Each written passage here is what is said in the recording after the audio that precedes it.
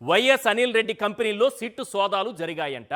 అందులో భారతిరెడ్డి గారు డైరెక్టర్గా ఉండేవారంట.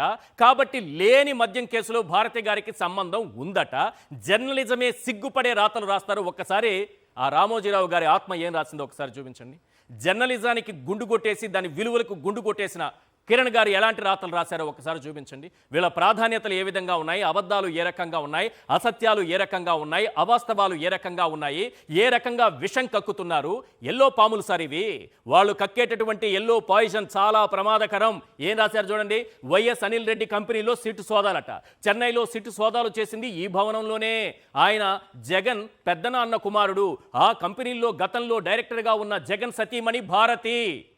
కనీసం జర్నలిజం విలువలకు ఒక పావలా ₹1 విలువ మనం ఇవ్వగలిగితే ఇలాంటి రాతలు రాయం మనం. ఇది మన ఇంటి ముందు ఇసురు కొట్టిన పేపర్, మనకు వచ్చినటువంటి పేపర్ ఇది. ఏది ఇక్కడ కనిపిస్తుంది కదా, ఇదేమో మన ఇంటింటికి వచ్చేస్తారు కదా పేపర్, ఇంటి ముందు విసిరి కొడతారు కదా, ఆ విసిరి కొట్టిన పేపర్లో వార్తది.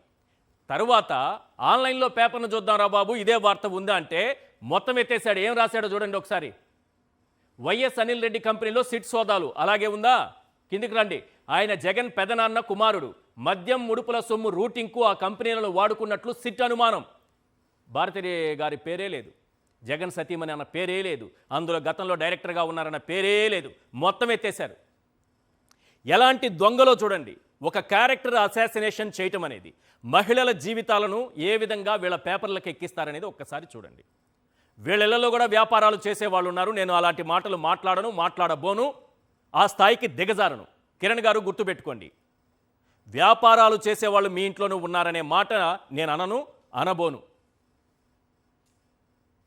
ఇక్కడ ఆ విషయాన్ని ఎత్తేశారు. జగన్ సతీమణి భారతి అనే విషయాన్ని, ఆ డైరెక్టర్గా ఉన్నారనే విషయాన్ని ఎత్తేశారు. అసలు భారతమ్మ గారు వేరే, అది జగన్ గారి సతీమణి భారతి గారికి లింకు పెట్టి జర్నలిజానికి దాని విలువలకు గుండు కొట్టేసినటువంటి కిరణ్ గారు రాస్తారు. జగన్మోహన్ రెడ్డి 17 ప్రభుత్వ మెడికల్ కాలేజీల ఏర్పాటును ఒక మహాయజ్ఞంలా తలపెడితే హైదరాబాద్కు 70 సార్లు ప్రయాణం చేసిన చంద్రబాబు ప్రైవేటుకు అమ్మేస్తారట.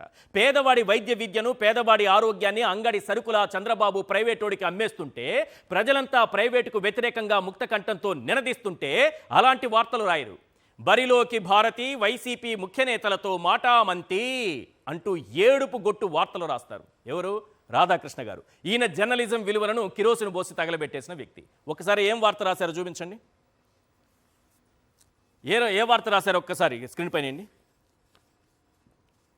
బరిలోకి భారతి, బరిలోకి భారతి వాళ్ళు రాసినటువంటి వార్త. సిగ్గుపడాలి జర్నలిజం.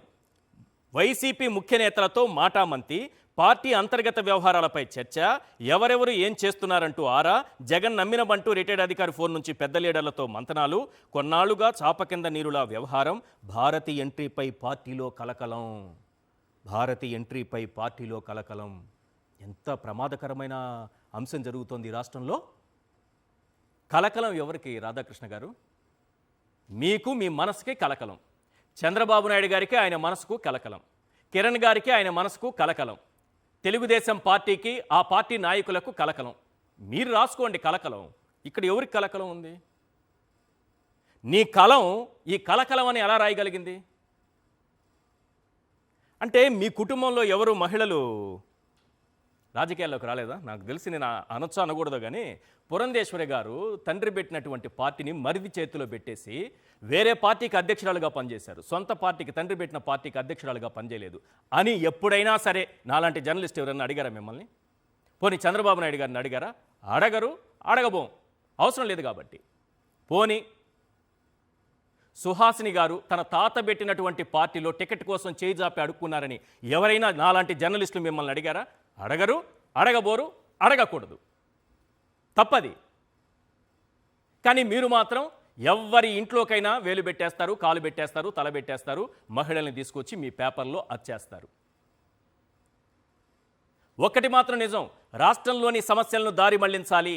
అందుకోసం కూటమి నేతలు plus yellow media YS Jagan సతీమణి భారతిరెడ్డిని లక్ష్యంగా చేసుకుని అవాస్తవాలు అబద్ధాలే కాదు అభూత కల్పనతో ప్రజలను తప్పుదో పట్టించేలా కథనాలు అల్లుతున్నారు. 29 ఏళ్ల క్రితం ఈ రాష్ట్రంలో ప్రముఖ రాజకీయ నేపథ్యం ఉన్న కుటుంబానికి కోడలైన భారతిరెడ్డి ఏనాడు రాజకీయాల పట్ల ఆసక్తి చూపించలేదు. ఆమె ఇన్నేళ్లలో ఏ రాజకీయ కార్యక్రమాల్లో కనిపించలేదు. తన మామగారు దివంగత వైఎస్ఆర్ 5 ఏళ్లు ముఖ్యమంత్రిగా ఉన్నా సరే భారతి గారు ఎలా ఉంటారో కూడా ఈ రాష్ట్ర ప్రజలకు తెలియదు. భర్త జగన్మోహన్ రెడ్డి 15 ఏళ్లుగా రాజకీయాల్లో ఉన్న ఆమె ఏనాడు ఎక్కడ రాజకీయ కార్యకలాపాల్లో పాలు పంచుకోలేదు. 22 ఏళ్లుగా పులివెందులలో తన మామ వైఎస్ఆర్ తన భర్త జగన్మోహన్ రెడ్డి కోసం ప్రచారం చేశారు తప్ప ఆ నియోజకవర్గం దాటి ఆమె తిరగలేదు. అయినా ఒకవేళ భారతమ్మ రాజకీయాల్లోకి వస్తే వీళ్ళకొచ్చే బాధ ఏంటి?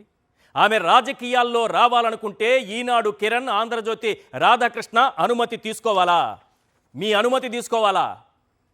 చంద్రబాబు కోసం భువనేశ్వరి గారు రోడ్డెక్కి ప్రచారం చేసినప్పుడు వీళ్ళిద్దరి అనుమతి తీసుకున్నారా? ఆ తరువాత ఆమె రోడ్డెక్కారా?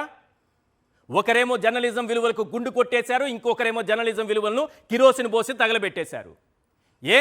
చంద్రబాబు భార్య భువనేశ్వరి కుప్పం కాకుండా చాలా చోట్ల తిరగలేదా? మరి ఈనాడు, ఆంధ్రజ్యోతి, ఆనాడు ఎందుకు వార్త రాయలేదు? అసలు చంద్రబాబు కుటుంబంలో ఏం జరుగుతోంది? చంద్రబాబు నాయుడు గారి కుటుంబంలో ఏం జరుగుతోంది? నారా భువనేశ్వరి గారు, నారా బ్రాహ్మణి గారు, నారా లోకేష్ గారు బాబుపై ఒత్తిడి తెస్తున్నారా? అర్జెంటుగా సీఎం పదవికి రాజీనామా చేయాలని ఆయనను వేధిస్తున్నారా?